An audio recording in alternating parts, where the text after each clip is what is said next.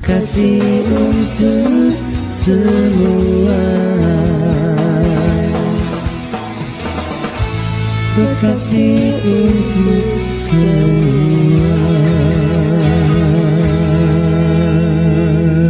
Those sad fallen. We do, and then we have Hafi and Isdar, another one who went down yesterday, and then Trihardika, Putra, Riswanto, and it's gone too quick for us once again. And they're out, and we're away for this second race. It's another real good push off the line from Shinya Izawa, but the number 13, that is Hakim Danish, the Malaysian rider, gets the jump and looks to be getting the whole shot in towards turn one, but will he be outbroken by Amon Adaki? I think no. Danish does actually maintain that whole shot, shuffling in behind the number 14. Well, he's any of the rookies. This is the first MotoGP event they will have properly competed at on the same circuit. Very calm, Fran, really. Yeah, it is pretty calm at the moment, isn't it? Not too much drama. Back a shot there, number 20. So will he be in the mix later on in the race as riders come round the final corner once more? Riders, become one essentially in the view down that first position. Fastest lap of the race at 2:11.5 is on par with that pole position lap time that he set yesterday morning. It's been beaten already though, 2:11.2 there from Pratama, I think it was, over the line. So good stuff from the Indonesian rider, and you can see now that gap a little bit bigger. So it'll be interesting to see how that concertina effect plays out as we move. So yeah, Danish really losing out at that slipstream now, the number 13 at the back of this five-rider fight at the front. Well, Gunmie out the front, he was very, very intent on being as possible yesterday. There's one of the slightly more experienced riders in this leading group, along with Hakim Danish.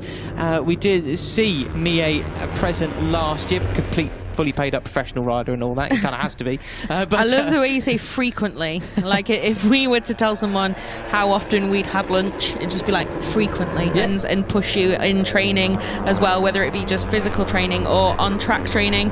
And getting a little bit spicy now at the front. Three abreast. Who's going to come out on top? I think it's going to be Mie. Yeah. Pratama though looking very, very strong and intent on making a move towards the podium. We saw him taken out of the race, but you can see the smaller Indonesian figure there just going to be tucked perfectly in the slipstream behind Gunmie and Amon Adaki as we come across the line now to click down towards 11 laps to go. One of Izawa yesterday's winner. Will we see him take the lead for the first time? I don't think so, because Adaki seems like a bit of a demon on the brakes, and Pratama says no to Izawa going 14 back in the race lead.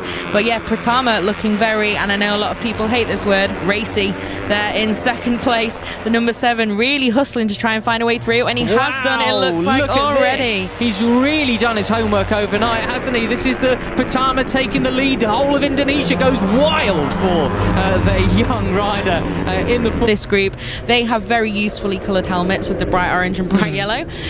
So yeah, so great job again then from the Qatari wildcard to be in the same postcode as these guys. But this little freight train then of 8 riders, you couldn't bet against any of them at the moment, could you? It's still close as ever, but certainly the more the guys right at the front of this train fight it out, the more those just behind are running once again. Bit of a taller character is Laon Clio on that smaller Asia Talent Cup NS. In height and the size of these riders, a lot more on the smaller bikes, can't you, than maybe you can on bigger machinery, certainly like that. Well, a lot of these riders were in the mid 212, so what you say about these riders overtaking everyone up, but it is so true. Well, that was bit of a twitch. Adaki. Well, he had front end twitches quite a lot yesterday as well, and who did that let through into the front? I think Supreme tonight, talking to one of the rider coaches that we have here in the Asia Talent Cup. Got Danish in the lead, the number 13, with that pickpocketing manoeuvre round the outside. Goodness me, that was Pratama. Just sensational stuff there. That was lovely, that was. The number 7 then absolutely on a mission this Sunday.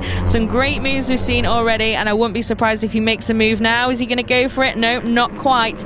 But the number 7 looking very keen then to get to the race lead again. Wow. Enjoy the natural biological grass. It's very specific. Is Pratama going to go for the lead here? Wow, no. That was near a bit of a sideswipe for Adaki. Yeah, number 7 then, not quite through into that race lead, but looking like he's ready to make all sorts of moves, is the Indonesian.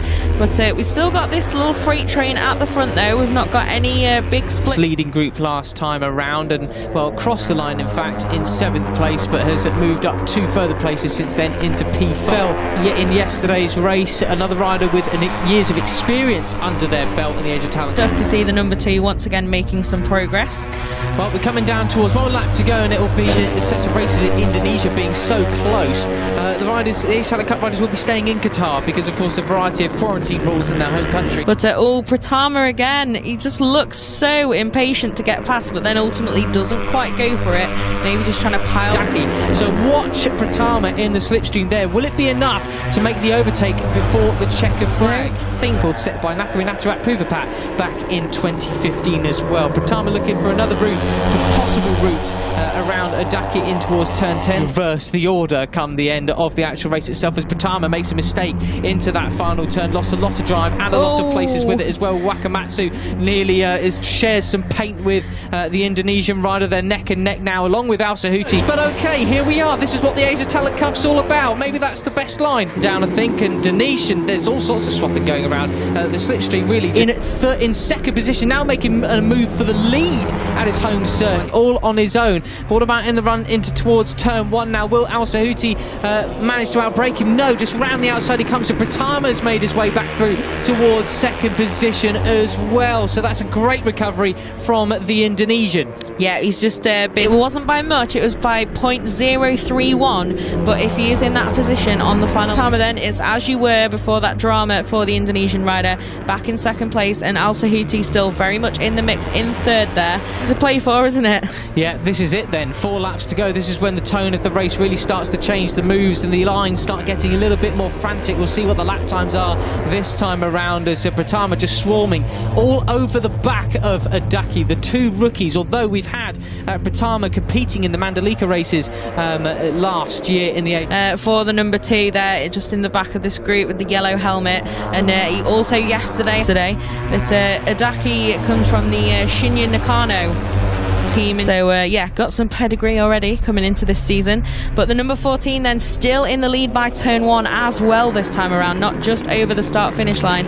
So corner and not get attacked like he was yesterday, but that's a big if, isn't it? Wobbles and mistakes as he breaks into that final corner as well. Not quite planted and guaranteed as Pratama now looking for a way through in towards turn 4. Will he make it? Yes, I think he will. But Adaki's been so good round the outside. Really impressive from the Indonesian. Already puts a bike length between him and the... But really nicely done from the number 7, and he takes the race lead then. And yeah, like you say, a little bit of daylight there at times, but Adaki straight back onto the back of that machine. Effects of that crash yesterday, the Australian just not quite able to hang in with these guys over race distance. Pratama as well, because we've not actually had an Indonesian win at least since, well, 2020. I guess it would probably be more like 2019, wouldn't it? Yeah, after so long old time. I feel like 2022 has begun straight after 2019, so I'm still struggling with the... Great to see Indonesia back on the top step in the ATC, of course, and I'm sure Pratama is absolutely guns blazing to make it happen.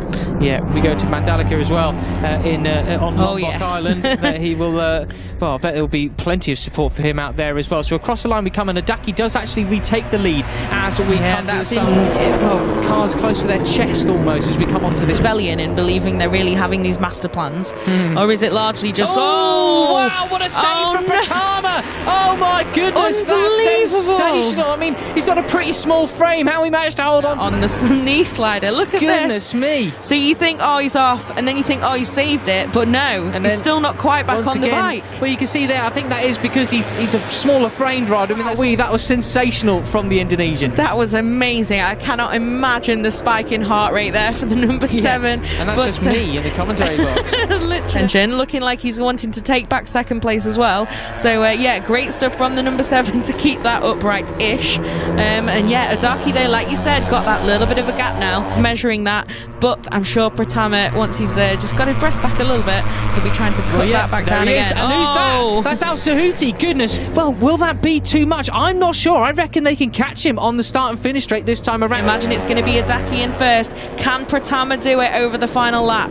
Yeah, well, the one thing that done, but Pratama is closing in on this final lap. Then Al-Sahuti throwing absolutely every turn 3. He's been completely swamped, and Pratama's getting swamped as well by Al-Sahuti. He's absolutely on one. He really wants his victory, but he goes goes wide, and it looks like they're going to let Adaki get away with it. I think they are. I think that's probably over in second, but yeah, a little bit wide. That's just allowed a couple of guys to get back past. What has the Qatari rider got? Like you say, he created drama. He is home and dry, but this second place, third place, who? Final few corners. Just 2 corners to go after this one, then Qatari versus a Malaysian versus an Indonesian, and then a Japanese rider looking to pick up any sort of this second race. Adaki is clear. Al Sahuti up the inside. Dinesh just behind him. Who will get the run to the line? Who will get the drive out the corner? Will the smaller frames win out over the larger ones? It's going to be glory for Adaki. He's sweeping over to make sure nobody gets him on the slipstream. He will take the victory, but who will get second place? Could it be the Qatari? It's Al Sahuti.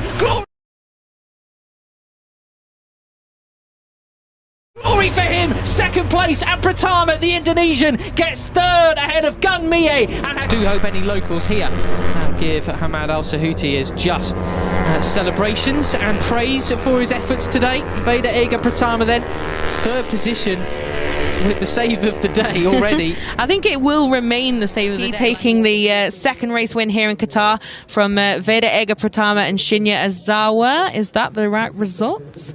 It is indeed. Hamad Al Sahuti, Pratama, Fuetisan Putra and Trihardika there in 9th place.